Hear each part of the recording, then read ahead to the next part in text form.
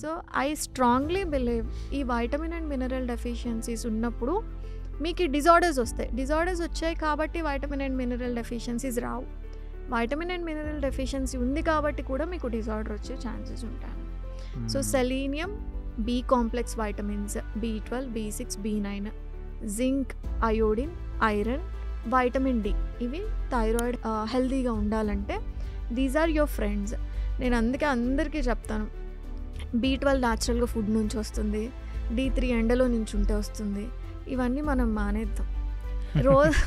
రోజు వెళ్ళి ఎవరు ఎండలో నించొని D3 తెచ్చుకుంటారు చెప్పండి. ఇప్పుడు నేను ప్రాక్టికల్గా ఒక క్లిక్ బైట్ లాగా చెప్పొచ్చు నేను. అంటే సూర్యుడి దగ్గరికి వెళ్ళి 10 లైక్ సన్ రేస్ కింద ఒక 15 మినిట్స్ పొద్దున్నే ఉన్నారంటే మీ D3 వస్తుంది. మన బిజీ లైఫ్లో ఎవరికి కుదురుతుంది? పోనీ అపార్ట్మెంట్ కల్చర్లో ఉన్నాం మనందరం, అక్కడ కార్ ఎక్కితే నేను ఇక్కడ కార్ దిగినా ఒంటికి ఎండే తగలదు. ఆబ్వియస్లీ నేను D3 డెఫిషియెంట్ ఉంటాను.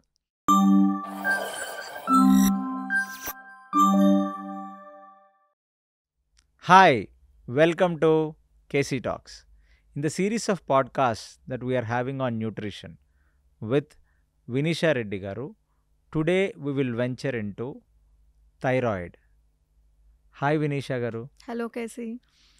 సో అంటే మీది చాలా ఇన్ఫర్మేటివ్ సెషన్స్ అని చాలా మంది కామెంట్స్లో పెట్టారు. And definitely you are doing a very unique thing. ఎక్కడ విననివి, ఎవరు చెప్పనివి కొత్త కొత్త విషయాలన్నీ చెప్తున్నారు మీరు. సో నేనేమనుకుంటున్నానంటే మనం ఒక సిరీస్ చేద్దాం.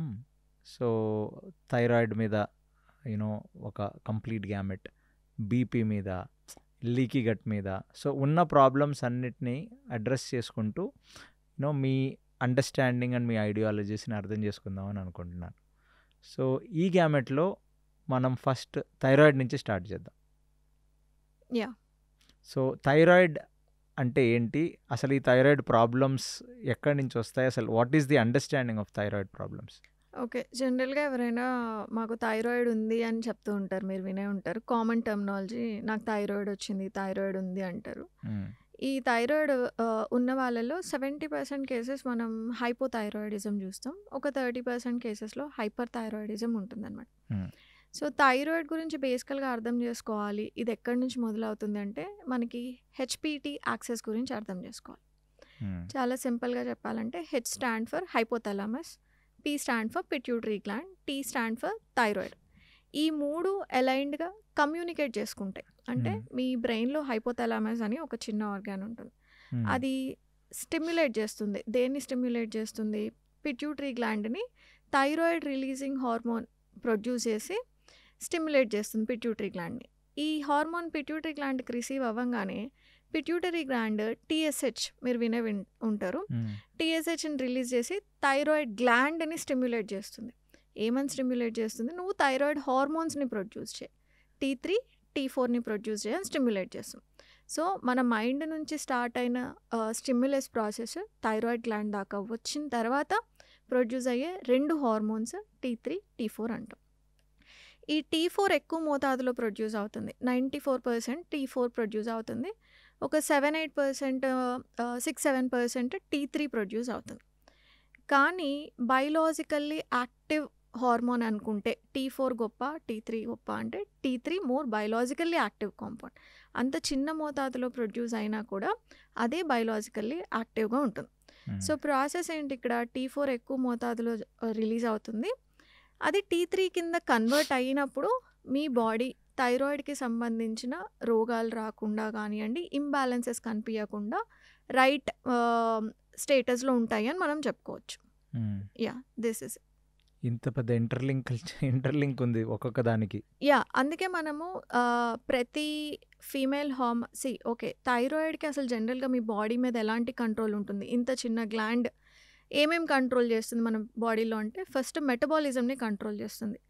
ఎవరిలో అయితే మేము కొంచెం తింటున్నా లావ్ అయిపోతున్నాము, ఈ మధ్య మేము ఊరికే లావ్ అయిపోతున్నాం అంటారు చూడండి, అలాంటి వాళ్ళలో ఉన్న ఆ ఫస్ట్ కొన్ని సిమ్టమ్స్ అంటే అన్ఇంటెన్షనల్ వెయిట్ గెయిన్ అన్నది ఒకటి ఉంటుంది.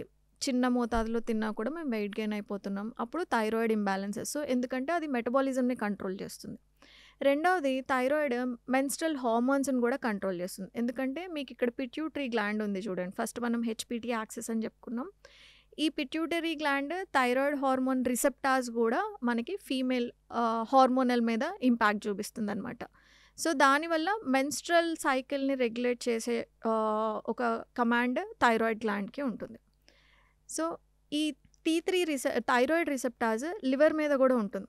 సో అందుకనే కొలెస్ట్రాల్‌ని రెగ్యులేట్ చేసే ఒక కమాండ్ థైరాయిడ్ గ్లాండ్‌కి ఉంటుందన్నమాట. ఇది కాకుండా మీ బాడీ టెంపరేచర్‌ని రెగ్యులేట్ చేస్తుంది థైరాయిడ్ గ్లాండ్. సో మీకు థైరాయిడ్ హార్మోనల్ ఇంబ్యాలెన్సెస్ వచ్చింది అంటే వీటిలో ఏదో ఒక 2-3 సిమ్టమ్స్ మీకు ఖచ్చితంగా కనిపిస్తాయి. మీరు ఏ బ్లడ్ టెస్ట్ చేయించుకోక ముందు మీకు థైరాయిడ్ ఉందా లేదా అని ఎలా తెలుస్తుంది అంటే గనక, అంటే ఈ థైరాయిడ్ హార్మోనల్ ఇంబ్యాలెన్స్లు ఉన్నాయా లేదా అని ఎలా తెలుస్తుంది అంటే, ఒకటి వెయిట్లో చేంజెస్ వస్తాయి, మెన్స్ట్రల్ సైకిల్లో చేంజెస్ వస్తాయి, లేదా మీకు పీసీఓఎస్ ఉందని ఫస్ట్ ఐడెంటిఫై అవుతుంది, లేదా ఇన్సులిన్ రెసిస్టెన్స్ ఉంది అని ఐడెంటిఫై అవుతుంది. కొలెస్ట్రాల్స్ మీ కంట్రోల్ లేకుండా పెరిగిపోతూ ఉంటాయి. బాడీ టెంపరేచర్ చలికి తట్టుకోలేనట్టు, సో బాడీ టెంపరేచర్ మీకు టెంపరేచర్ని ఎక్స్ట్రీమ్స్లో మీరు టాలరేట్ చేయలేనట్టు అనిపిస్తూ ఉంటుంది. Those are the initial signs and symptoms మీకు థైరాయిడ్ ఉందా లేదా అని మనం కనిపెట్టడానికి అనమాట. మీరు బేసికల్లీ మీ యూనిక్నెస్ ఏంటంటే గట్టుతో ఎంటైర్ బాడీని లింక్ చేసినట్టు ఇప్పుడు థైరాయిడ్తో మెటబాలిజము, కొలెస్ట్రాల్, ఫీమేల్ హార్మోన్స్ మొత్తం లింక్ చేశారు. అందుకే హెచ్‌పిటి యాక్సిస్ అంటున్నాం కదా. థైరాయిడ్ రిసెప్టార్స్ మన సెంట్రల్ నర్వస్ సిస్టమ్, మెయిన్గా మర్చిపోయింది నేను ఏంటంటే, మన సెంట్రల్ నర్వస్ సిస్టమ్ని కమాండ్ చేసేది థైరాయిడ్ గ్లాండ్ అనమాట. అందుకనే ఇనీషియల్గా యాంగ్జైటీ ఎక్కువైందని మీరు డాక్టర్ దగ్గరికి వెళ్ళారనుకోండి, ఫస్ట్ రాసే టెస్టే థైరాయిడ్ హార్మోనల్ థైరాయిడ్ ప్యానెల్ రాస్తారు. సో మీరు అనుకోకుండా ఆల్ ఆఫ్ ఏ సడన్ ఎక్కువ యాంగ్జైటీ అవుతున్నారు, ఎక్కువ యాంగ్షియస్గా అనిపిస్తుంది, చిన్న చిన్న విషయాలకి నాకు ఇరిటబిలిటీ వస్తుంది, బాగా యాంగ్షియస్ వస్తుంది, యాంగ్జైటీగా అనిపిస్తుంది అంటే go check your thyroid panel అనే చెప్తాను నేను. కోపం ఈజ్ రెగ్యులర్, కానీ మనకు అనిపిస్తుంది కదా, రోజు చూసే వ్యక్తి ఆల్ ఆఫ్ ఏ సడన్ చాలా ఎక్కువ యాంగ్షియస్ అయిపోతున్నారు, చిన్న చిన్న వాటికి ఇరిటేట్ అయిపోతున్నారు అనుకున్నప్పుడు మనం థైరాయిడ్ హార్మోన్ ఇంబ్యాలెన్సెస్ని చెక్ చేసుకోవచ్చు. సో యాక్చువల్లీ మీ దృష్టిలో థైరాయిడ్ అనేది కంప్లీట్ సెంట్రల్ నర్వస్ సిస్టమ్ని కంట్రోల్ చేసే ఒక గ్లాండ్ ఇది. అవును, ఎస్. థైరాయిడ్ రిసెప్టార్స్ మన బాడీలో మేజర్ ఫంక్షనాలిటీస్ మీద ఉంటాయి కాబట్టి సో ఇట్ కంట్రోల్స్. మళ్ళీ ఇదే ఒక మెటబాలిజంని కంట్రోల్ చేస్తుంది, థర్మోస్టాట్గా కూడా కంట్రోల్ చేస్తుంది, కొలెస్ట్రాల్ కంట్రోల్ చేస్తుంది. సో అంటే major body functions female hormones in females. So CNS and central nervous system దగ్గర నుంచి ఇవన్నీ కంట్రోల్ చేస్తే అంటే it's a very very crucial gland ఇది. థైరాయిడ్ ఇస్ మెటబాలిక్ డిజార్డర్స్ దగ్గర నుంచి నర్వస్ సిస్టమ్ని కంట్రోల్ చేసేలాగా అంటే ఈ ప్రాబ్లమ్స్ ఇప్పుడు చాలా ఎక్కువ ఉంటాయి కదా, థైరాయిడ్ ప్రాబ్లమ్స్ ఎక్కువ అవుతున్నాయి కదా ఇప్పుడు. అవును, థైరాయిడ్ మనం ఇందాక చెప్పుకున్నాం చూడండి, T4 to T3 కన్వర్షన్ గురించి మాట్లాడుకున్నాం. సో థైరాయిడ్ ఇష్యూస్ గట్కి రిలేటెడ్, మైండ్కి రిలేటెడ్, గట్కి కూడా చాలా రిలేటెడ్గా ఉంటాయి. ఎందుకంటే T4 ప్రొడ్యూస్ అయింది 97% ప్రొడ్యూస్ అయితే దీంట్లో 70% ఆఫ్ కన్వర్షన్ T4 నుంచి T3కి మారాలి. T3 ఏంటి, బయలాజికల్లీ యాక్టివ్. సో ఈ T3 మారాలి అంటే లివర్లో కన్వర్షన్ జరుగుతుంది. ఫస్ట్ పాయింట్, T4 నుంచి T3కి కన్వర్షన్ లివర్లో జరుగుతుంది 70%. 20% ఎక్కడ జరుగుతుంది, మీ ఇంటెస్టైన్స్లో కన్వర్షన్ జరుగుతుంది. సెకండ్ పాయింట్, ఆ 10% ఏమవుతుంది, రివర్స్ T3 అంటే అక్కర్లేని ఇన్యాక్టివ్ ఫామ్ కింద కన్వర్ట్ అవుతుంది. సో ఇప్పుడు మీ గట్ హెల్త్ సరిగ్గా లేనప్పుడు మీరు టైంకి తినరు, టైంకి పడుకోరు, ఇష్టం వచ్చినట్టు బయట ఫుడ్స్ ఎక్కువ తింటూ ఉంటారు, కాన్స్టిపేషన్ క్రియేట్ చేసుకుంటారు. అలాంటి కేసెస్లో ఏమవుతాయి, అన్హెల్దీ గట్ ఉన్న వాళ్ళకి ఈ T4 నుంచి T3 కన్వర్షన్ జరగదు. దట్స్ వై థైరాయిడ్కిను గట్ హెల్త్కి చాలా క్లోజ్ రిలేషన్ ఉందన్నమాట. సో ఇంకా థైరాయిడ్లో ఎలా అయితే ఈ నర్వస్ సిస్టమ్ని కంట్రోల్ చేస్తుందో గట్ మొటిలిటీని కూడా కంట్రోల్ చేస్తుంది. హైపోథైరాయిడిజం వచ్చినప్పుడు బై డిఫాల్ట్ వాళ్ళందరికీ కాన్స్టిపేషన్ ఉంటుంది, బై డిఫాల్ట్ ఉంటుంది, స్లో గట్ మొటిలిటీ ఉంటుంది అని మనం చెప్పుకోవచ్చు. బికాజ్ అన్నీ స్లో డౌన్ అవుతాయి బాడీలో, మీ మెటబాలిజం స్లో డౌన్ అవుతుంది, మీ మొటిలిటీ స్లో డౌన్ అవుతుంది. సో హైపోథైరాయిడిజంలో ఈ రెండు ఫస్ట్ సైన్స్ అండ్ సిమ్టమ్స్ అని కూడా చెప్పుకోవచ్చు మనం. సో ఈ హైపోథైరాయిడిజం అనేది గట్ మొటిలిటీని కూడా చాలా ఇన్ఫ్లుయెన్స్ చేస్తుంది. అవును. అవును. సో ఓవరాల్గా ఒక కాన్స్టిపేషన్ ఒక వ్యక్తికి పెరుగుతుంది. హ్మ్. సో రెగ్యులర్లీ ఉన్న బౌల్ మూమెంట్స్ కంటే హ్మ్. ఈ మధ్య కొంచెం కాన్స్టిపేటెడ్ బౌల్ మూమెంట్స్ వస్తున్నాయి అంటే హ్మ్. ఇమీడియట్లీ వాడు థైరాయిడ్ టెస్ట్ చేయించుకోవాలి. యెస్. బాడీ వెయిట్‌లో చేంజెస్ వస్తున్నా, కాన్‌స్టిపేషన్‌లో చేంజెస్ వస్తున్నా, యాంగ్జైటీ విషయంలో చేంజెస్ వస్తున్నా గూడా మీరు థైరాయిడ్ టెస్ట్ చేయించుకోవాల్సి ఉంటుంది. అసలు ఫస్ట్ ఆఫ్ ఆల్ ఈ థైరాయిడ్ ప్రాబ్లం ఎందుకు వస్తుంది? సో, కంట్రోలింగ్ ఫ్యాక్టర్స్ చెప్తాను నేను. అంటే మనం హెచ్‌పిటి యాక్సెస్ ఇది మైండ్ నుంచి స్టార్ట్ అవుతుంది. స్ట్రెస్. మీరెప్పుడైతే స్ట్రెస్‌కి చాలా క్విక్‌గా రెస్పాండ్ అయ్యే ఒక గ్లాండ్ ఏదన్నా ఒక ఆర్గాన్ ఉంది అంటే అది థైరాయిడ్ ఫస్ట్ థింగ్. సో, మీరెప్పుడైతే ఓవర్ స్ట్రెస్ తీసుకుంటారో imbalances in the HPT axis వస్తాయి. మీకు స్టిమ్యులేషన్ రాదు లేదా ఓవర్ స్టిమ్యులేషన్ అంటే పిట్యూటరీ గ్లాండ్ తక్కువగా టీఎస్‌హెచ్ ప్రొడ్యూస్ చేస్తుంది. లేదా పిట్యూటరీ గ్లాండ్ ఓవర్ స్టిమ్యులేట్ అయినప్పుడు ఎక్కువగా ప్రొడ్యూస్ చేసే ఛాన్సెస్ ఉంటాయి. So, stress is the first component అని మనం చెప్పుకోవచ్చు. ఫస్ట్ ఫ్యాక్టర్ అని చెప్పుకోవచ్చు. Thyroid imbalances. 2 hereditary issues. మీ ఫాదర్‌కి గానీ, మదర్‌కి గానీ లేదా మీ మేనమామ, మేనత్తకి థైరాయిడ్ ఇంబాలెన్సెస్ ఉన్నాయి అంటే మీరు జెనెటిక్ ప్రీడిస్పోజిషన్‌లో ఫస్ట్ లైన్‌లో కూర్చున్నట్టు. అంటే మీకు బై డిఫాల్ట్ మీరొక వీకర్ జీన్‌తో పుడతారు. ఆ వీకర్ జీన్‌కి ట్రిగ్గర్ పాయింట్ ఏంటి? మీరు స్ట్రెస్ ఎక్కువ తీసుకున్నా, unhealthy diet, life style follow అయినా, వైటమిన్ అండ్ మినరల్ డెఫిషియన్సీస్ ఉన్నా ఆ ట్రిగ్గర్‌ని మీరు పుల్ చేసినట్టే. సో, ఎవరికైతే ఫ్యామిలీ హిస్టరీలో థైరాయిడ్ ఇంబాలెన్సెస్ ఉంటాయో వాళ్ళు నాకు తెలిసి 18 ఇయర్స్ రాగానే థైరాయిడ్ టెస్ట్ చేయించుకోవడం చాలా ఉత్తమం. అండ్ ఈ జెనెటిక్‌గా హెరిడిటరీ ఉన్నవాళ్ళు కేవలం టీఎస్‌హెచ్, T4, T3 మాత్రమే కాదు థైరాయిడ్ యాంటీబాడీస్‌ని చెక్ చేసుకోవాలి. ఎందుకంటే మనకి జెనెటికల్‌గా వచ్చే థైరాయిడ్ డిజార్డర్స్‌లో ఇది ఆటో ఇమ్యూన్ థైరాయిడ్ డిజార్డర్ అయ్యుంటుంది. రెగ్యులర్‌గా వచ్చే హైపోథైరాయిడిజం కాదు. ఇది కొత్తది మీరు ఇప్పుడు చెప్పింది. సో, ఆటో ఇమ్యూన్‌కిను హైపోథైరాయిడిజంకి రెండిటికి తేడా ఏంటి అంటే ఆటో ఇమ్యూన్ డిజార్డర్‌లో మీ హెచ్‌పిటి యాక్సెస్ బానే ఉంటుంది. హైపోథాలమస్, పిట్యూటరీ గ్లాండ్, ఈ థైరాయిడ్ గ్లాండ్ అంతా మంచిగానే ఉంటాయి. మీ ఇమ్యూన్ సిస్టమ్ మీ బాడీ ఇమ్యూన్ సిస్టమ్ మిమ్మల్ని ప్రొటెక్ట్ చేయాల్సింది బదులు మీ థైరాయిడ్ గ్లాండ్‌ని ఒక ఇన్ఫెక్షన్ గానో లేకపోతే ఒక యాంటీబాడీ కిందనో తీసుకొని మీ గ్లాండ్‌ని డెస్ట్రక్ట్ చేస్తూ ఉంటుంది. యాంటీజెన్ కింద తీసుకొని మీ గ్లాండ్‌ని డెస్ట్రక్ట్ చేస్తూ ఉంటుంది. సో, మీ ఓన్ ఇమ్యూన్ సిస్టమే మీ థైరాయిడ్ ఇంబాలెన్సెస్‌కి కారణమవుతుంది. దీన్ని మనం ఆటో ఇమ్యూన్ థైరాయిడ్ డిజార్డర్ అంటాం. హైపోథైరాయిడిజం ఉన్న 70% మందికి తెలియని విషయం ఏంటి అంటే మీకు హషిమోటో ఉండే ఛాన్సెస్ 100% ఉంటాయి. నాట్ 100, 70% ఉండొచ్చు. సో, మీరు బై డిఫాల్ట్ హైపోథైరాయిడిజం ఉంటే గనక మీరు free T3, free T4 thyroid antibodies ఖచ్చితంగా చెక్ చేసుకోవాలి. చెక్ చేసుకొని మీకు ఆటో ఇమ్యూన్ డిజార్డర్ లేదు అని రూల్ అవుట్ చేసుకోవాలి. మీరు చెప్తుంది ఎవరు ఏ డాక్టర్ చెప్పరు కదండి ఇది? చెప్పే ఉంటారేమో బట్ నాకు తెలీదు. బట్ జనరల్లీ ఎవరైనా థైరాయిడ్ టెస్ట్ చేయించుకుంటాడు. అందులో నార్మల్ పారామీటర్స్ వస్తాయి. మీరు చెప్పినవన్నీ కవర్ కావు కదా మనము అందులో. హెచ్‌బీ1సీ చెప్పుకున్నప్పుడు వి టోల్డ్ లైక్ అప్పుడు ఐరన్ డెఫిషియన్సీ ఉంటే మనకి హెచ్‌బీ1సీ రాంగ్ చూపియొచ్చు అని చెప్పాం కదా! ఇక్కడ ఐరన్‌కిను థైరాయిడ్ మార్కర్స్‌కి కూడా థైరాయిడ్ డిజార్డర్‌కి చాలా కనెక్షన్ ఉంది. ఓకే. ఎలా అంటే థైరాయిడ్ టీపీఓ అనే ఒక ఎంజైమ్‌ని ప్రొడ్యూస్ చేస్తుంది మీ గ్లాండ్.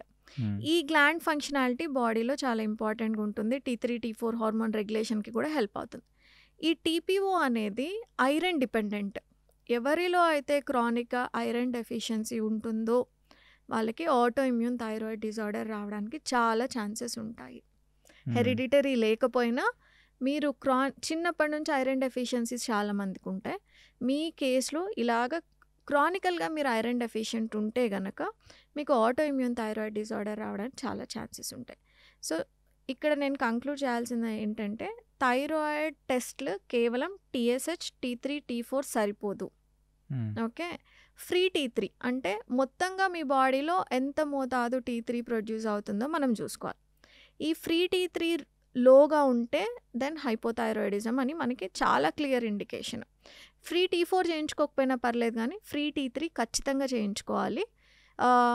దీని వాల్యూస్ని బట్టి కొంతమందిలో మీరు చూస్తే థైరాయిడ్ హైపోథైరాయిడిజం రాగానే లివోథైరాక్సిన్ T4 టాబ్లెట్ ఇస్తారు వాళ్ళకి. నా ఉద్దేశంలో hypothyroidism is never about T4 insufficiency. కానే కాదు. T4 ఎవరిలో అయినా చెక్ చేయండి, హైపోథైరాయిడిజం ఉన్న వాళ్ళలో మంచి వాల్యూస్ ఉంటాయి వాళ్ళకి. ఈ కన్వర్షన్ జరగదు వాళ్ళకి. T4 నుంచి T3 కన్వర్షన్ అవ్వదు.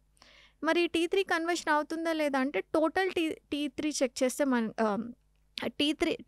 T3 ఎలోన్ చెక్ చేస్తే తెలియదు. ఫ్రీ T3 ఎంత ఉంది, ఓవరాల్గా మీకు బాడీలో ఎంత T3 సప్లై అవుతుంది అనేది మనం చూసుకోవాలి. సో కొంతమందిలో ఎంత మెడిసిన్ తీసుకున్నా సరే, ఇప్పుడు థైరాయిడ్ ఇంబ్యాలెన్సెస్ వచ్చినప్పుడు ఒకటి మీరు వెయిట్ పుట్ ఆన్ అవుతారు, యాంగ్జైటీ విపరీతంగా ఉంటుంది, కాన్స్టిపేషన్ ఉంటుంది, అండ్ మీకు కాన్స్టిపేషన్, ఈ 3 ఇష్యూస్ ఉన్నాయి.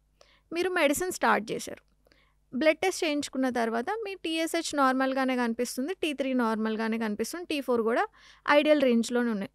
కానీ స్టిల్ మీకు ఒక ఆడవాళ్ళకైతే మీరు వెయిట్ లాస్ అవ్వడం చాలా గగనంలాగా ఉంటుంది, వెయిట్ లాస్ అవ్వరు, మెన్స్ట్రల్ ఇర్రెగ్యులారిటీస్ 0, మీ యాంగ్జైటీ పోదు. మరి ఇప్పుడు దీని అర్థం ఏంటి? మీరు థైరాయిడ్ పిల్ తీసుకునేది ఎందుకు? మీ మెటబాలిజంని కంట్రోల్ చేసుకోవడానికి, గట్ మొటిలిటీ ఇంప్రూవ్ చేసుకోవడానికి, మీ ఫీమేల్ మెన్స్ట్రల్ ఇర్రెగ్యులారిటీస్ ఏవైతే ఉన్నాయో అవి హెల్ప్ అవుతాయనే ఉద్దేశంతో మనం థైరాయిడ్ పిల్ తీసుకుంటాం. మరి T4 తీసుకుంటున్నారు, అయినా కూడా ఎందుకు మీకు ఇన్ని బాడీలో అబ్నార్మాలిటీస్ రిలేటెడ్ టు థైరాయిడ్ డిజార్డర్స్తో ఇంకా మీరు ఎందుకు సఫర్ అవుతున్నారు? సో దీంట్లో ఫంక్షనల్ న్యూట్రిషన్ అండ్ ఫంక్షనల్ మెడిసిన్లో ఇప్పుడు కొత్తగా మేము చేస్తుంది ఏంటంటే T3 హార్మోన్ యాడ్ చేస్తున్నారు ఫంక్షనల్ మెడిసిన్ డాక్టర్స్. USA అటు సైడ్ వాళ్ళు T4 కాకుండా T3 అడిషనల్గా యాడ్ చేస్తున్నారు. అప్పుడు వాళ్ళ బాడీలో డ్రాస్టికల్గా చేంజెస్ కనిపిస్తున్నాయి. వాళ్ళ యాంగ్జైటీ కానివ్వండి, వాళ్ళ మెటబాలిజం కానివ్వండి, వాళ్ళ కాన్స్టిపేషన్ కానివ్వండి చాలా ఇంప్రూవ్ అవుతుంది. ఇప్పుడు మాకు వచ్చే కేసెస్లో నేను చూసే పెద్ద రెడ్ ఫ్లాగ్ ఏంటంటే థైరాయిడ్ బాగానే ఉంది, పారామీటర్స్ తీస్తే మెడికల్ టెస్ట్లో అంతా బాగానే కనిపిస్తుంది, but they are very symptomatic for the thyroid deficiencies. మరి ఈ క్వశ్చన్ నన్ను ఎప్పుడు first when I started working ఈ ఫంక్షనల్ న్యూట్రిషన్ ఆస్పెక్ట్ అర్థం కాకముందు, అరే పిల్ తీసుకుంటున్నారు కదా మరి ఏంటి అని మనం అనుకునే వాళ్ళం. కానీ నాకు తర్వాత చాలా క్లియర్గా అర్థమైంది ఏంటంటే బయలాజికల్లీ యాక్టివ్ హార్మోన్ వచ్చేసి T3 కదా. మరి T3ని మనం సప్లిమెంట్ చేయనంత వరకు ఆ బాడీ ఎలాగా నార్మల్ ఫంక్షనాలిటీకి వస్తుంది అన్నది నా క్వశ్చన్. సో మనం రెగ్యులర్గా చేసే మిస్టేక్స్ ఏంటంటే ఫ్రీ T3 ఎంత రేంజ్లో ఉందో చూడకపోవడము, హైపోథైరాయిడిజం ఉన్న వాళ్ళందరూ కూడా ఆటో ఇమ్యూనిటీ లేదు అని రూల్ అవుట్ చేసుకోవాలి. సో మామూలుగా థైరాయిడ్ టెస్ట్ చేయించుకుంటే TSH, T3, T4 ఈ మూడే ఈ ఉంటాయి. మూడే ఉంటాయి. మరి ఇప్పుడు ఈ ఫ్రీ ఇది ఏంటి, మన అడిషనల్ టెస్ట్ చేయించుకోవాలి. మేము ఒక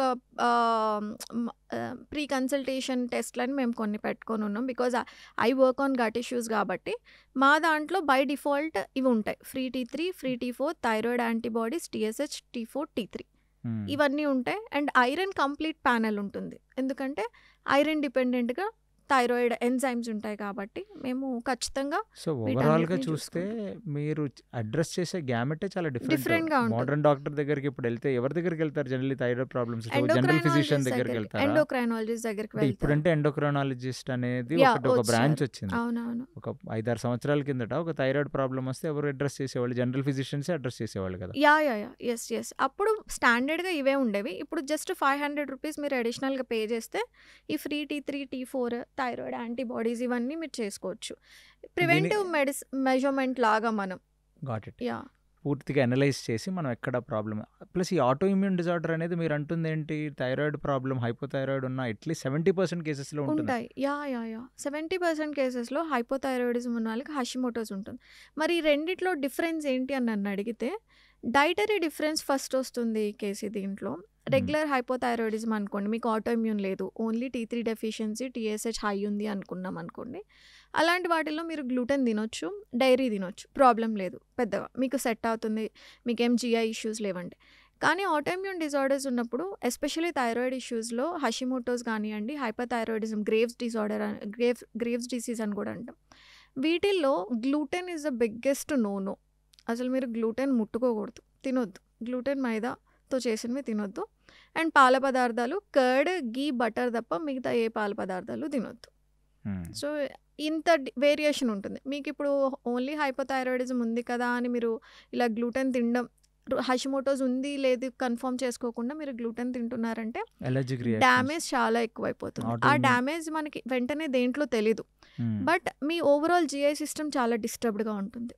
మీకు నిద్ర పట్టదు, first you can't sleep and constipation వర్షన్గా ఉంటుంది. యాంగ్జైటీ చాలా ఉంటుంది కేసీ, చాలా.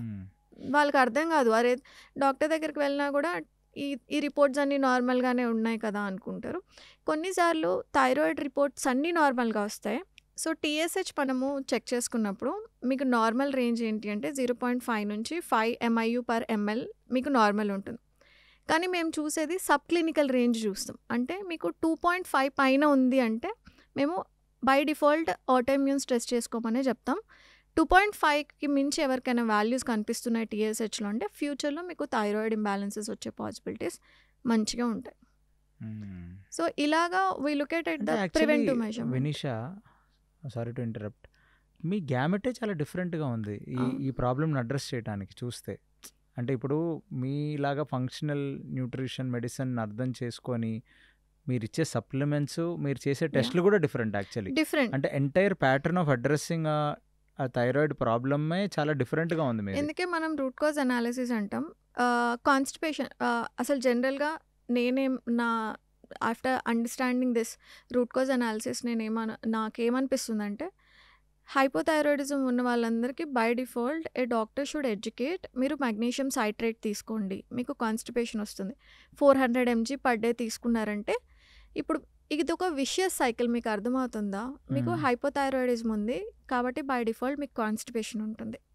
మరి కాన్స్టిపేషన్ ఉన్నప్పుడు మీ T4 T3 కన్వర్ట్ ఎలా అవుతుంది హెల్దీగా? మీ లివర్ లోడ్ తీసుకుంటుంది, కోలన్ కంజెస్టెడ్గా ఉంటుంది. సో లివర్లో కన్వర్ట్ అవ్వాల్సిన T4 to T3 జరుగుతుందా? సరిగ్గా జరగదు. ఇంటెస్టైన్స్లో కన్వర్ట్ అవ్వాల్సిన T4 to T3 సరిగ్గా జరుగుతుందా? జరగదు. సో మీకు హైపోథైరాయిడిజం ఉంది, మీరు కాన్స్టిపేషన్ తీరంది, హైపోథైరాయిడిజం తీరదు. మీరు ఒక విషియస్ సైకిల్లో ఉండిపోయారు. ఈ సైకిల్ని ఎలా బ్రేక్ చేస్తాం మనము? మోటిలిటీని ఇంక్రీజ్ చేయడానికి లాక్సేటివ్స్ బదులు మెగ్నీషియం వర్క్స్ వండర్ఫుల్లీ మంచిగా. మెగ్నీషియం సిట్రేట్కి అబ్జార్ప్షన్ తక్కువ ఉంటుంది బట్ మోటిలిటీని ఎక్కువ పెంచుతుంది. So 400 to 500 mg/day safe dosage అని నేను అనుకుంటాను. సో మీ డాక్టర్తో మాట్లాడుకొని మీరు థైరాయిడ్ మెడిసిన్ స్టార్ట్ చేసినప్పుడు ప్యారలల్గా ఇలా మెగ్నీషియం సిట్రేట్ స్టార్ట్ చేశారనుకోండి, it helps you with the gut motility. ఇది బాగా గట్ మోటిలిటీ ఫస్ట్ అయితే అప్పుడు మీరు ఈ సైకిల్లో ఉండరు. You start seeing changes. మీ వెయిట్లో మార్పు వస్తుంది, మీ జిఐ హెల్త్లో మార్పు వస్తుంది, మీ గట్ మైక్రోబియంలో మార్పు వస్తుంది. వైటమిన్ అండ్ మినరల్ అబ్జార్ప్షన్ చాలా పెద్ద ప్రాబ్లం కేసు ఇక్కడ హైపోథైరాయిడిజంలో ఉన్నప్పుడు.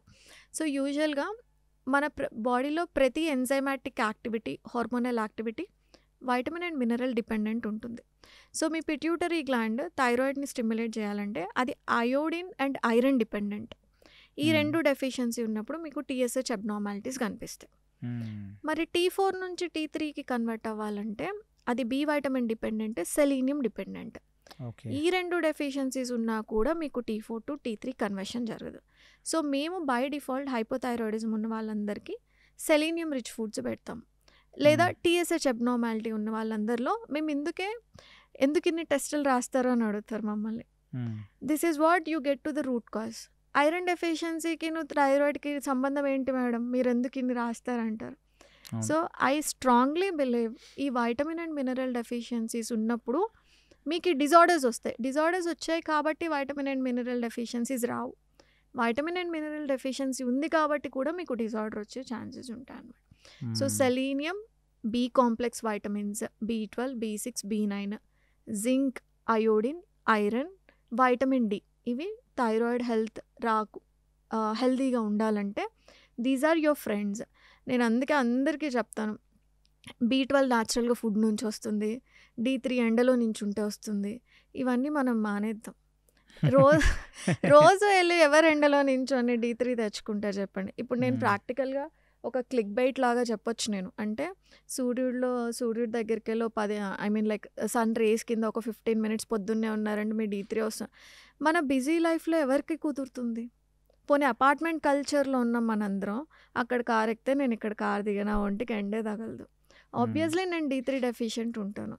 సో అలా B12 కూడా ఇప్పుడు సేమ్ నేను లాస్ట్ టైం నా పాడ్కాస్ట్లో కూడా చెప్పాను, మీరు ఫుడ్ మీద డిపెండ్ అవుతారా? డిపెండ్ అవ్వండి, టెస్ట్ చేయించుకోండి. మరి మీరు తింటున్న ఫుడ్ B12 రిచ్ అయినప్పుడు మీకు ఎందుకు డెఫిషియెంట్గా ఉన్నారు? ఇంకా ఎందుకున్నారు? అబ్జార్బ్ అవ్వట్లేదు, లేదా మీ సోర్స్లోనే అసలు B12 లేదు, తినే సోర్స్లోనే B12 లేదు. సో B12 డెఫిషియెంట్ ఉన్నారు. అబ్జర్వ్ అవ్వట్లేదంటే మీకు గట్ ఇష్యూస్ ఉన్నాయి. ఉన్నాయి. లో స్టమక్ యాసిడ్ ఉంటే B12 అబ్జార్ప్షన్ ఇంతకుముందు చాలా డీటెయిల్‌గా కూడా చెప్పాను నేను నా పాడ్‌కాస్ట్‌లో. B12 ఎప్పుడైనా ప్రోటీన్ సోర్స్‌కి ఇప్పుడు జనరల్‌గా non vegetarian is rich source of B12. ఇప్పుడు యానిమల్ ఫ్రీ గ్రేజింగ్ అంటే వెళ్ళి పొలాల్లోకి వెళ్ళి గడ్డి తినొస్తే ఆ భూమిలో నుంచి వచ్చిన మైక్రో ఆర్గానిజమ్స్ వల్ల B12 ఈ బాడీకి వచ్చేస్తుంది. ఆ ప్రోటీన్ పార్ట్‌కి B12 అతుక్కొని ఉంటుంది. ఎప్పుడైతే నేను ఆ ప్రోటీన్‌ని తింటానో నా స్టమక్ యాసిడ్స్ B12ని డీబాండ్ చేసి ప్రోటీన్ నుంచి డీబాండ్ చేసి రిలీజ్ చేస్తే నా పొట్ట ఇంట్రిన్సిక్ ఫ్యాక్టర్ అనే ఒక ప్రోటీన్ని ప్రొడ్యూస్ చేసి ఈ B12ని అటాచ్ చేసుకుంటుంది. ఈ ప్రోటీన్ వెళ్ళి స్మాల్ ఇంటెస్టైన్లో కూర్చున్నప్పుడు అబ్జార్ప్షన్ జరుగుతుంది. ఇంత ప్రాసెస్ ఉంది. సో ఇక్కడ ఏమి రాంగ్గా జరగచ్చు, ఎయిదర్ మీరు ఒక ఇండస్ట్రియల్ అట్మాస్ఫియర్లో ఒక కోడిని పెంచారనుకోండి, దాని ఫీడ్లో B12 యాడ్ చేయలేదు, గడ్డిగా కింద ఉన్నది న్యాచురల్ నేల కాదు, ఒక కాంక్రీట్ నేల ఉంది, ఓకే, దాంట్లో కోళ్ళని పెంచారు, మీ కోడి ఫీడ్కి B12 లేదు, కోడే B12లో డెఫిషియెంట్ ఉంది, మీకు ఎలా వచ్చింది అప్పుడు? రాదు. సో వెజిటేరియన్ సోర్సెస్ అంటారా, అసలు వెజిటేరియన్ సోర్సెస్లో B12 మోతాదు తక్కువగానే ఉంటుంది.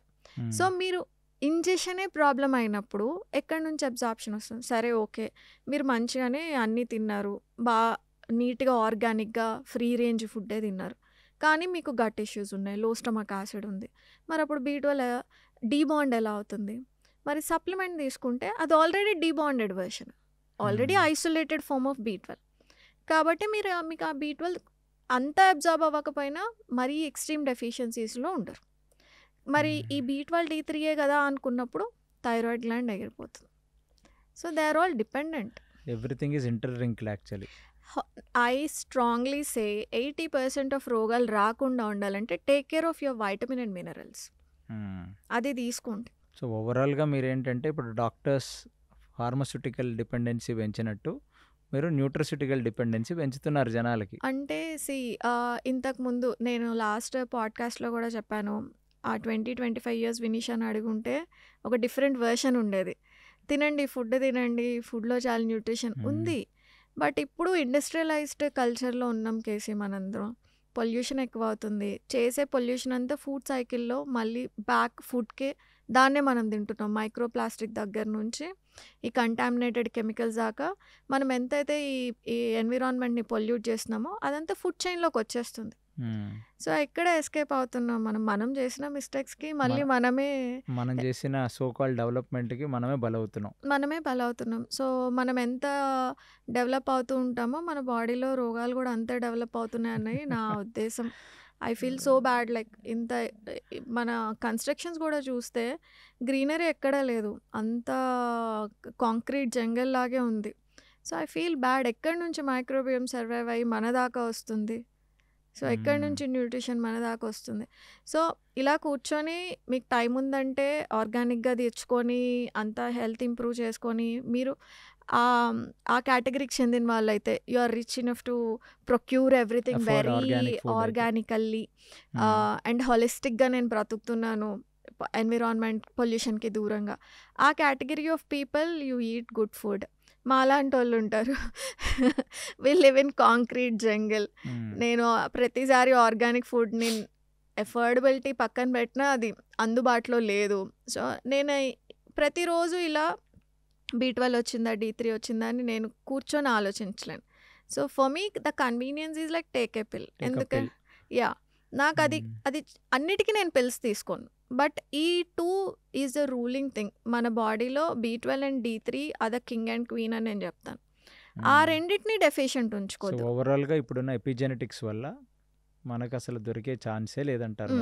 అందుకనే మీరు జనాల్ని న్యూట్రిసిటికల్ డిపెండెన్సీ అనేది ఆ రెండిటి కోసమే నేను మిగతావన్నీ వైటమిన్ సి ఒక చిన్న గువావా తిన్నా, ఆమ్లా తిన్నా, అవన్నీ మనకు వచ్చేస్తాయి. ఓకే, బట్ అట్లీస్ట్ మెగ్నీషియం కావాలన్నా మీరు పిల్ వేసుకోవాల్సిందే. మెగ్నీషియం నేను ఇక్కడ 2 విషయాలు చెప్తాను. థైరాయిడ్లో ఎందుకు నేను మెగ్నీషియం సిట్రేట్ తీసుకోండి అని చెప్తున్నానంటే, ఆల్రెడీ థైరాయిడ్ ఇంబ్యాలెన్స్ ఉన్న వాళ్ళకి లో స్టమక్ యాసిడ్ ఉంటుంది, అండ్ మెగ్నీషియం మనకి ఎక్కువ మోతాదులో తినాలి. ఇప్పుడు 1 టీ స్పూన్ ఆఫ్ పంకిన్ సీడ్స్లో మెగ్నీషియం ఉన్నది మనకి 400 mg రాదు.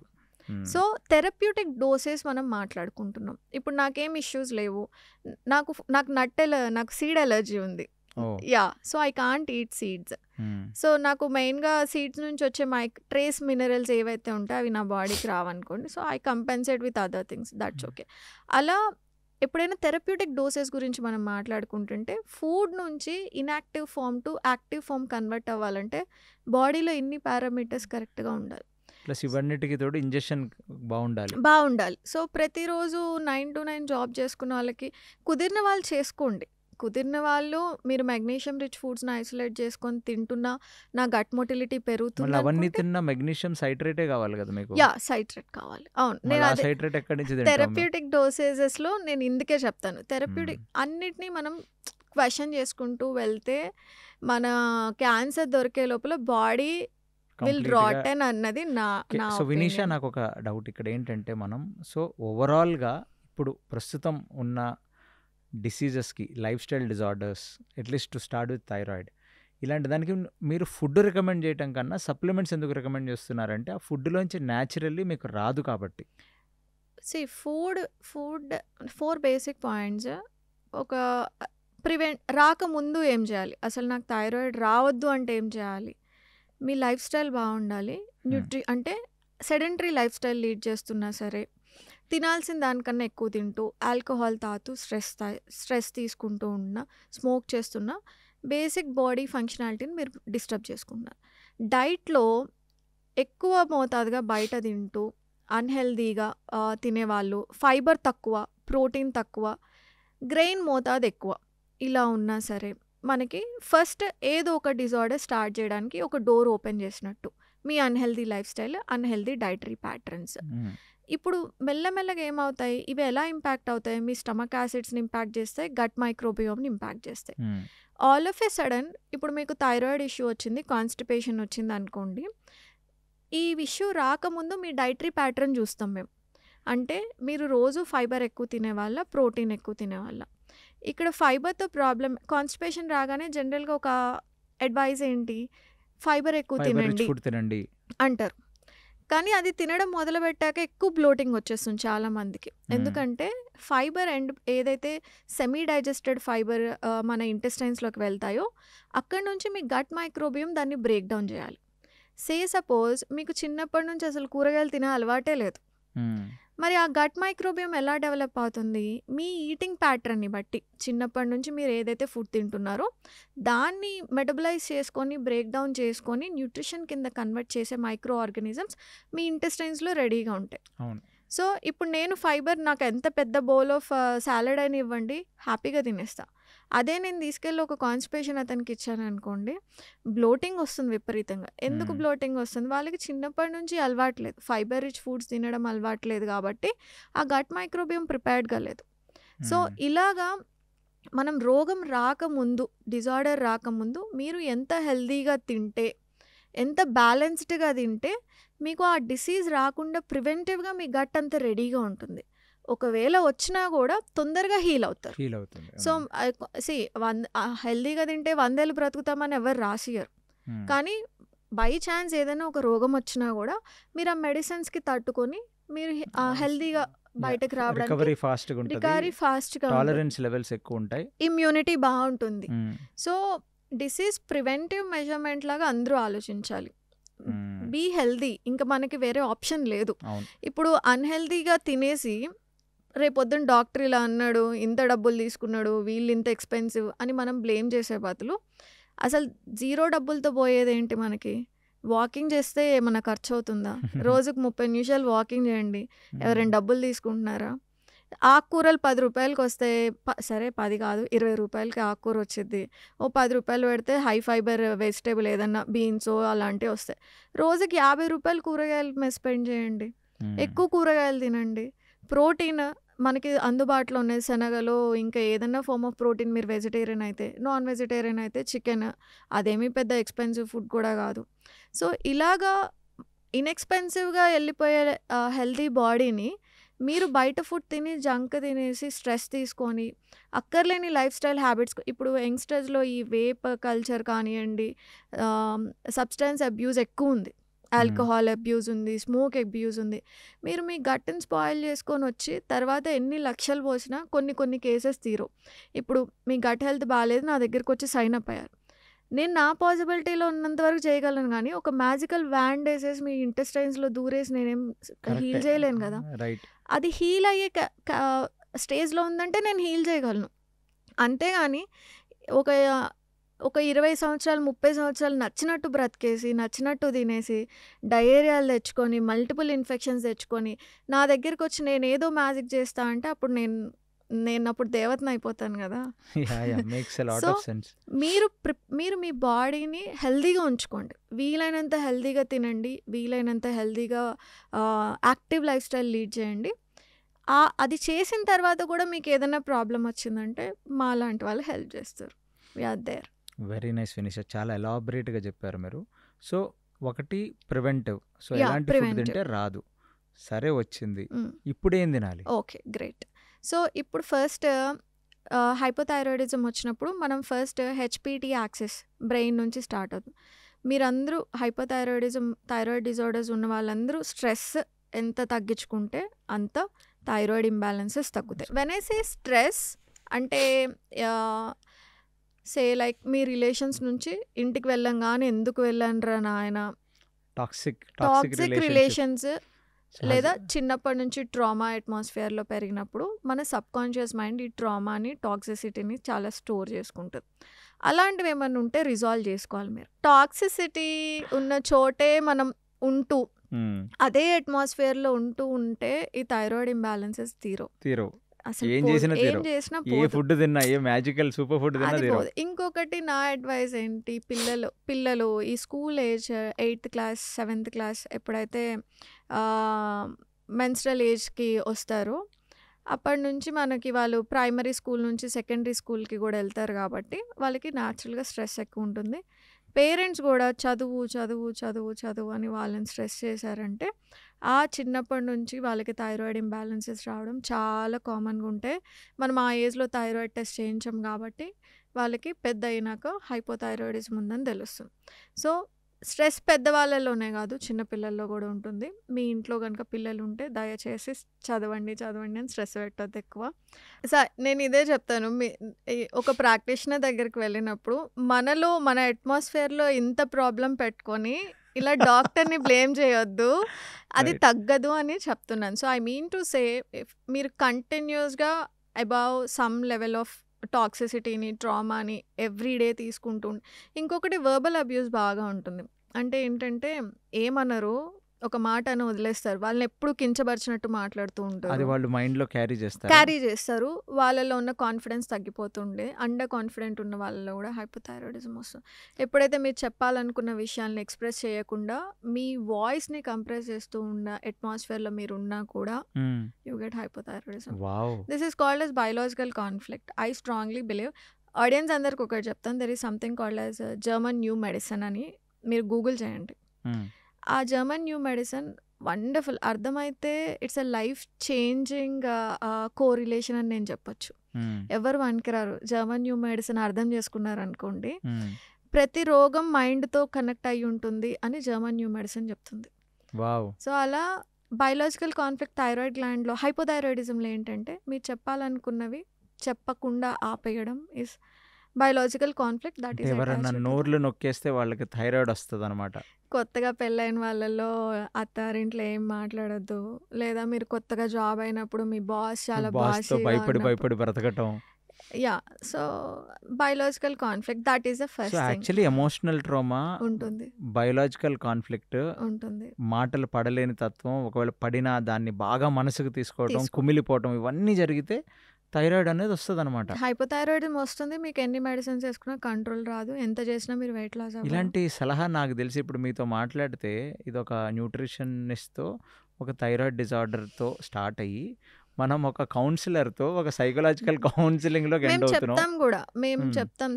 ఫస్ట్ కాదు వినీషా, నాకు ఫస్ట్ డౌట్ ఏంటంటే గట్, బీపీ, మనం చేసిన పీసీఓడి, పీసీఓఎస్లు, రకరకాల, ఇప్పుడు థైరాయిడ్, ఎవ్రీథింగ్ అండి. ఇప్పుడు ఏదో జర్మన్ న్యూ మెడిసిన్ అని చెప్పారు, ప్రతి రోగం మైండ్తో రిలేట్ అయ్యి ఉందని. ఓవరాల్గా చూస్తే మీరు న్యూట్రిషనిస్ట్గా మీరు చేసే పని ఒక సైకాలజిస్ట్ చేసే పని చేస్తారు అయితే మీరు. లేదు, ఐ డోంట్ కౌన్సిల్ కేసి. నేను ప్రాబ్లమ్ని ఐడెంటిఫై చేస్తాను అంతే. అంటే మీకు బాడీ ఇష్యూనా, వైటమిన్ అండ్ మినరల్ ఇష్యూనా, లేకపోతే మీ మైండే మీ బాడీని ఇట్స్ బ్రీడింగ్ ద డిసీజ్ అన్నది అవును, మేము ఇప్పుడు ఐడెంటిఫై బయోలాజికల్ చేస్తాం. కాన్ఫ్లిక్ట్ అని అంటున్నారు మీరు. కౌన్సిలింగ్ చేయండి, ఎలాగ అర్థం అవుతుంది మీకు బయోలాజికల్ యా కాన్ఫ్లిక్ట్ దే కాదు? Open up. My clients are very sweet enough. Very sweet enough very కాదు, you are sweet enough. Instigating so that they will open. లేదు మేము ఫస్ట్ అడుగుతాం స్ట్రెస్ ఫ్యాక్టర్స్ అంటే పాపం they are very sweet enough. I have like sweetest of the clients అని direct చెప్పుకోవచ్చు. చెప్పేస్తున్నారా మా ఆయనతో లేదు పడలేకపోతున్నాం లేదు అండి లేదు మేము, నో నో అందుకే thyroid. I have a very my own bodies అంటే నేను మీరు ఆలోచించుకోండి అని వాళ్ళకు నాకు సిచ్యుయేషన్ చెప్పొద్దు. What is there in your life I never want to know. నా limitations I can't enter into your life and be your counselling. నేను అది చెయ్యను. ఇప్పుడు ఫుడ్ గురించి మాట్లాడే వినీష, ఇవాళ థైరాయిడ్ వచ్చేసరికి 2 యూనిక్ ఫ్యాక్టర్స్. ఒకటేమో న్యూట్రసిటికల్స్, న్యూట్రిషన్ అనేది ఇక ఫుడ్లోంచి రాదు బాబు, నువ్వు దయచేసి నోరు అన్నీ మూసుకొని కాదు, లైక్ అదే 2-3 అట్లీస్ట్ డీలు, విటమిన్ B12, మాగ్నీషియం సిట్రేట్లు నాయన నువ్వు పిల్ తీసుకో. Yeah. 2 ఇప్పుడు మొత్తం సైకలాజికల్ పారామీటర్, బాబు చాలా స్ట్రెస్ కంట్రోల్ తీసుకోవద్దు. ఉంటుంది. దిస్ ఈజ్ వాట్ హెచ్పిటి అని నేను ఫస్ట్ నుంచి అదే చెప్తున్నా. హైపోథాలమస్ పిట్యూటరీ ఆ 2 హెల్దీగా ఉంటేనే your thyroid gland will be healthy. So మైండ్లో ఉన్న ఆర్గాన్స్ మీరు డిస్టర్బ్ చేస్తున్నారు. సో వాట్ నేను ఒక క్వశ్చన్ అడుగుతాను వినీష. ఇప్పుడు సడన్లీ ఒకడికి థైరాయిడ్ వచ్చింది, ఒక 28 ఇయర్స్కి. అసలు actually okay, youngest thyroid problem ఎప్పుడు స్టార్ట్ అవుతుంది? 12 years ఐ గెస్. మీరు చూసారా? నేను చూసిన కేసెస్లో 12-13 years. వాళ్ళకే వచ్చేస్తుందా? ఐ డోంట్ నో దానికన్నా ముందరే వస్తుందా అంటే నాకు తెలియదు కానీ బట్ 12 years నేను చూసిన వాటిల్లో 12 ఐ కెన్. 12 ఇయర్స్ మనిషికి ఏం స్ట్రెస్ ఉంటుంది? వాడేం లోడ్ తీసుకుంటాడు? వాడంతగా ఎలా కుమిలిపోతాడు? అది ఎలాగా కేసి పేరెంటల్ స్ట్రెస్ చాలా ఉంటుంది, చాలా చిన్నప్పటి నుంచి వాడిని ఉంటుంది. కొట్టి కొట్టి తిట్టి ఇప్పుడు తిట్టి స్కూల్ నుంచి వస్తారు, రాగానే ఒక 5-10 minutes కూర్చున్నాడంటే వాడు అయిపోయాడే. లే ట్యూషన్కి పద, మళ్ళీ అక్కడి నుంచి పద ఇంకేదో క్లాస్కి పద. ఇలాగ పిల్లలు వెనకాల పడుతూనే ఉంటారు. అండ్ వాళ్ళకి చదువులో స్ట్రెస్ ఉంటుంది. స్కూల్లో ఏం జరుగుతుందో కూర్చొని అడిగే అంత టైం ఏ పేరెంట్కి ఉందో నాకు తెలీదు. స్కూల్ నుంచి ఎగ్జామ్ ప్రెషర్ కానివ్వండి, అకాడమిక్ ప్రెషర్ కానివ్వండి ఉంటుంది. ఇంట్లో పేరెంట్స్ కూడా అంతే అకాడమిక్ ఓరియంటెడ్గానే ఉంటారు. అలాంటి పిల్లలు థైరాయిడ్ లేదా హెరిడిటరీగా మదర్కో ఫాదర్కో ఉన్నప్పుడు హెరిడిటరీ థైరాయిడ్ ఇంబ్యాలెన్సెస్ కానీ వస్తాయి. మీరు నాకు లాస్ట్ పాడ్కాస్ట్లో చెప్పారు హెరిడిటరీ అనేది ఓన్లీ 10-20% ఇన్స్టిగేట్ చేస్తుంది తప్ప. థైరాయిడ్లో it's there like 90% oh, thyroid అనేది 90% జెనెటికల్ ఫ్యాక్టర్ ఉంటుంది. ఉంటుంది.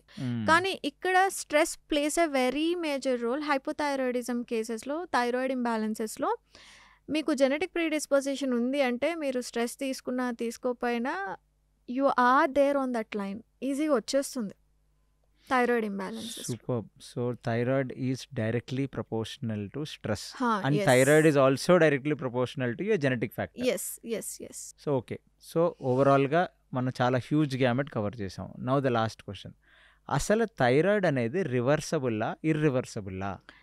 థైరాయిడ్ ప్రాబ్లం అనేది ఇట్ కుడ్ బి అన్ని కంట్రోల్లో ఉండి మనం ఎలా రివర్సిబుల్ ఇర్రివర్సిబుల్ ఫ్యాక్టర్స్ అంటే ఆటోఇమ్యూన్ థైరాయిడ్ డిజార్డర్స్లో మనం ఏం చూస్తామంటే మనకి TPO, యాంటీ TPO అని కొన్ని టెస్ట్ చేస్తాం. అవి 4000, 3000, 2000, 40 ఉండాల్సింది 4000, 3000, 2000 ఉన్న నెంబర్స్ మేము చూసాం అన్నమాట, బ్లడ్ వర్క్ చూసాం.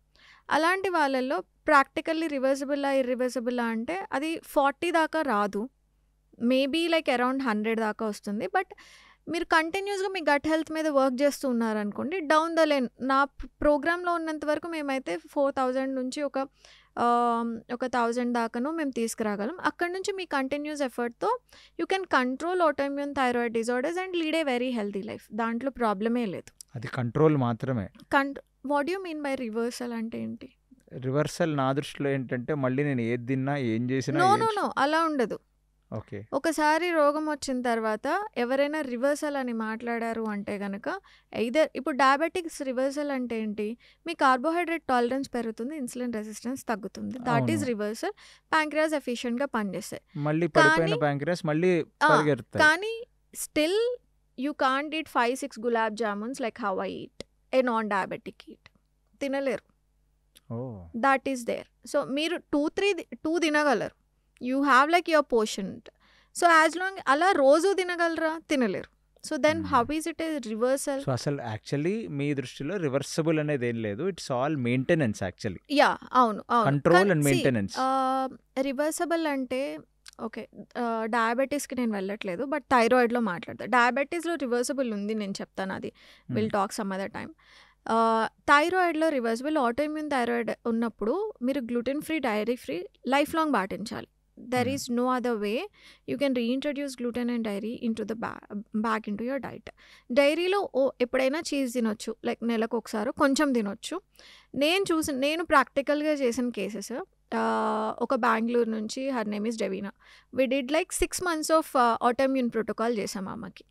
చేసినప్పుడు నా దగ్గర ఉన్నప్పుడు 4,000 ఆర్ 3,700 ఆ రేంజ్ ఉంది. మేము ప్రోగ్రామ్ క్లోజ్ చేసేటప్పుడు మళ్ళీ రీటెస్ట్ చేస్తాం. అప్పుడు ఉన్నప్పుడు 300, 200కి వచ్చేసింది తనది 6 monthsలో. తర్వాత షీ లెఫ్ట్ ద ప్రోగ్రామ్. దాని తర్వాత ఒక 1 year ఆగి మళ్ళీ షీ కేమ్ బ్యాక్. అదే రేంజ్తో వచ్చింది మళ్ళీ.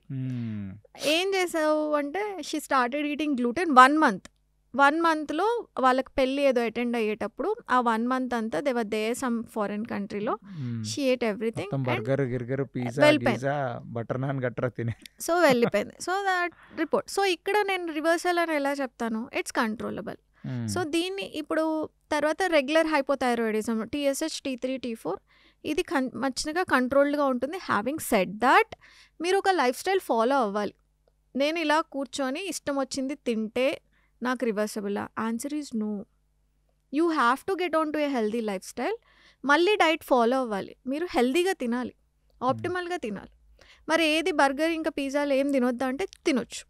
You are allowed to eat them ఎప్పుడో ఒకసారి 10 daysకి ఒకసారి అలా మీరు తినొచ్చు. యా, ఇక్కడ ఆర్గాన్ డ్యామేజ్ జరగడం ఆటోఇమ్యూన్ డిసార్డర్స్లో జరుగుతుంది. But you can definitely reverse these things. ఎంత హై TSH ఉన్నా కూడా you can get into a normal levels. ఎంత హై T3, T4 ఈ పారామీటర్స్ ఉన్నా కూడా you can reverse and get it into a normal చేసుకోవచ్చు. That's there. But having said that మళ్ళీ నేను పాత అలవాట్లోకి వెళ్ళిపోతాను అంటే ఇట్ విల్ ఫ్లేర్. డెఫినెట్ మళ్ళీ if you go to the wrong approach మళ్ళీ ఫ్లేర్ అప్ అవుతాయి. సో ఒక్కసారి మనకి ఆటోఇమ్యూన్ డిజార్డర్ ఏదైనా వచ్చింది అనుకోండి, because of XYZ reason. XYZ reasons ఏముండవు, stress plays a very major role దాంట్లో. సో మీరు మళ్ళీ అదే ఫేస్కి వెళ్ళిపోయారంటే you will see the same thing happening. So ఆడియన్స్కి మీరు చెప్పేది ఏంటంటే పాస్ట్ మనసులో పెట్టుకోకండి, డీటాక్స్ చేసేయండి అని. You have to heal KC. Mind is a powerful tool. మీ బాడీని హీల్ చేసే కెపాసిటీ మైండ్కి ఉంది. It's such a powerful. మేము మేనిఫెస్టేషన్స్ చెప్తాం, ఎఫర్మేషన్స్ చెప్తాం. సో వినిషా గారు, ఫైనల్లీ ఫుడ్, థైరాయిడ్కి ఎలాంటి ఫుడ్ తినాలి? ఓకే, థైరాయిడ్ సెలీనియం డిపెండెంట్ కాబట్టి మీరు రోజుకి 1 కానీ 2 కానీ బ్రెజిలియన్ నట్స్ తీసుకోవాలి. హైపోథైరాయిడిజం ఉన్న కేసెస్. బ్రెజిల్ నుంచి నట్స్ తెచ్చుకోవాలా? లేదు, అవి పెద్ద బాదం కాయలాగా ఉంటాయి. బ్రెజిలియన్ నట్స్ ఇక్కడ లోకలే దొరుకుతాయి. సెలీనియం రిచ్ ఫుడ్ కాబట్టి అది తీసుకోవాలి. 2 ఓవర్ నైట్ సోక్ చేసుకొని మీ థైరాయిడ్ దానికి నేను సెలీనియం సప్లిమెంటే కొనుక్కోవటం ఈజీ అండి. బ్రెజిలియన్ నట్స్ చాలా కాస్ట్లీ. సరే, ఎఫోర్డబిలిటీని బట్టి మీరు సప్లిమెంట్ తీసుకుంటారా, బ్రెజిలియన్ నట్స్ తీసుకుంటారా, మీ ఇష్టము. బ్రేక్ఫాస్ట్లో ఎగ్స్ తినే వాళ్ళందరూ స్టాండర్డ్గా ఒక హోల్ ఎగ్, 2 egg whites, ఎందుకంటే B vitamin rich egg. So B complex అంతా మంచిగా B vitamin ఎగ్ యోక్లో ఉంటుంది. So 1 whole egg and 2 egg whites. On the side ఎప్పుడు కూడా 1 cup, మీరు అమెజాన్లోకి వెళ్ళి మెజరింగ్ కప్స్ కొనుక్కోవచ్చు. కుక్డ్ రాగా కాదు, కుక్డ్ మెజర్మెంట్లో 1 cup వెజిటేబుల్, మిక్స్డ్ వెజిటేబుల్స్ అని చెప్పుకోవచ్చు. అంటే పాలకూర కానివ్వండి, ఏదైనా ఒక ఆకుకూర వేసుకొని ఫైబర్ రిచ్ వెజిటేబుల్స్, బీన్స్లో ఏదైనా అందుబాటులో ఉన్న క్యారెట్, బీట్రూట్ ఇవన్నీ సాటే లాగా చేసుకొని ఆన్ ద సైడ్ మీరు ఇది తీసుకోవచ్చు. లేదా ఇవన్నీ కలిపి ఒక ఆమ్లెట్ లాగా వేసుకోవచ్చు. ఎనీ ఫార్మ్ ఆఫ్ ఎగ్స్ ఒక 3 and sorted vegetables combination. Me breakfast complicate చేసుకోకుండా ఇది ఫిక్స్ అయిపోండి. వెజిటేరియన్స్ కూడా మీరు చెప్పాలి మేడం. వెజిటేరియన్స్ మూంగ్ దాల్ దోశ, అంటే పెసరట్టులోనే మనకి పొట్టు తీసింది ఉంటుంది, పొట్టుతో ఉంటుంది, హోల్ మూంగ్ దాల్ ఉంటుంది. సో ఇలాగ దాల్ బేస్డ్ ఏదన్నా చీలా లాగా, దోశ లాగా చేసుకోవచ్చు. ఆన్ ద సైడ్ వెజిటేబుల్ ఉండాల్సిందే. మళ్ళీ సార్టెడ్ వెజిటేబుల్స్ పెట్టుకోండి. Per meal 25 grams of fibre ఉండాలి. సో సార్టెడ్ మీరు గ్రెయిన్ ఆఫ్ చాయిస్ ఏదైనా తీసుకోండి. మిల్లెట్ ఉప్మా తింటారా, మూంగ్ దాల్ తింటారా, వెజిటేరియన్స్కి స్పెషల్గా మూంగ్ దాల్ దోశ తింటారా, పెసరట్టు తింటారా, you take any that. Overall గా పెసరట్లు చాలా హెల్దీ అంటారు. హెల్దీ ఆఫ్ కోర్స్, రోజు పెసరట్లు తినేసి అంటారు హెల్దీ అయితే. Versus optimal KC. Hmm. Okay. Idli హెల్దీయా? హెల్దీ. దోశ హెల్దీయా? హెల్దీయే. పెసరట్టు హెల్దీ? హెల్దీ. కానీ ఆప్టిమల్ ఏంటి? దాన్ని ఫైబర్‌తో బ్యాలెన్స్ చేయాలి, ప్రోటీన్‌తో బ్యాలెన్స్ చేయాలి. సో, మ్మ్. అప్పుడు అది ఆప్టిమల్ న్యూట్రిషన్ కావాలి. మనందరికీ హెల్తీ డైట్ ఒక్కటే కాదు, ఆప్టిమల్ డైట్ కావాలి. ఆప్టిమల్ న్యూట్రిషన్ కావాలి. సో, మీరు ఏ గ్రెయిన్ ఆఫ్ చాయిస్ అయినా తీసుకోండి. దాంట్లో ప్రోటీన్ అండ్ ఫైబర్ కలుపుకోండి. So, hmm. That makes your diet optimal hmm. Nutrition. So, ఇలాగా. అండ్ స్నాక్ టైంలో కూడా హెల్దీ ఫ్యాట్స్ అంటే nuts and seeds. Seed cycling అని గూగుల్ చేసుకోవచ్చు అందరూ. దీంట్లో పెద్ద మ్యాజికల్ సైన్స్ ఏం లేదు. సీడ్ సైక్లింగ్ స్టార్ట్ చేసుకోవచ్చు. థైరాయిడ్ డిజార్డర్ ఉన్నప్పుడు హైపోథైరాయిడిజం సీడ్ సైక్లింగ్ అని మీరు గూగుల్లో చేసుకోండి. వచ్చిన information is true. Hmm. So, ఆ సంబంధించిన సీడ్స్ అండ్ కొన్ని నట్స్, ఆల్మండ్స్ కానివ్వండి, పిస్టాషియోస్ కానివ్వండి, ఒక 4-5 అవి తీసుకున్నా కూడా అవి హై ఇన్ క్యాలరీస్. మళ్ళీ లావుగా ఉన్న వాళ్ళు క్యాలరీ డెఫిసిట్లో ఉన్నప్పుడు make sure that you are eating within the calories. And guava, papaya, kiwi ఇవి గట్ మోటిలిటీని పెంచుతాయి. మ్మ్. ఈ 3 fruits along with that nut కొంచెం పోర్షన్ తీసుకుంటే చాలా ఫిల్లింగ్గా ఉంటుంది. That can be your 11 o'clock snack. నాకు 11 o'clock ఆకలేదు అనుకున్న వాళ్ళు ఇదే స్నాక్ని 5 o'clockకి స్నాక్ తీసుకోవచ్చు. Lunch again 1 green leafy vegetable. Iron deficiency ఉన్న వాళ్ళైతే మటన్ లివర్, స్ప్లీన్ యాడ్ చేసుకోవచ్చు. It's very rich in iron. So, దాంట్లో తినడం వల్ల ప్రాబ్లం ఏం రాదు. Non vegetarian is never A problem. మనం యూస్ చేసే రిఫైన్డ్ ఆయిల్, ఎక్కువ మోతాదులో వాడే మసాలాలు, స్పైసెస్, క్యాష్యూ పేస్ట్లని ఇలా హై క్యాలరీ చేసుకొని than you make your non vegetarian inflammatory. Otherwise as such small amounts of chicken, fish and red meat is also never A problem అన్నది నా ఉద్దేశం. దీని గురించి మళ్ళీ ఇంకొక వీడియోలో డిస్కస్ చేసుకుందాం మనం. Okay. So, your protein source and grain rice, brown rice తినాల్సిన అవసరమే లేదు. వైట్ రైసే తినండి మంచిగా. మరి తక్కువ తినాలి. యా, 1/2 కప్ రోజు ఒక స్టాండర్డ్ మెజర్మెంట్ కప్ పెట్టుకొని తినండి.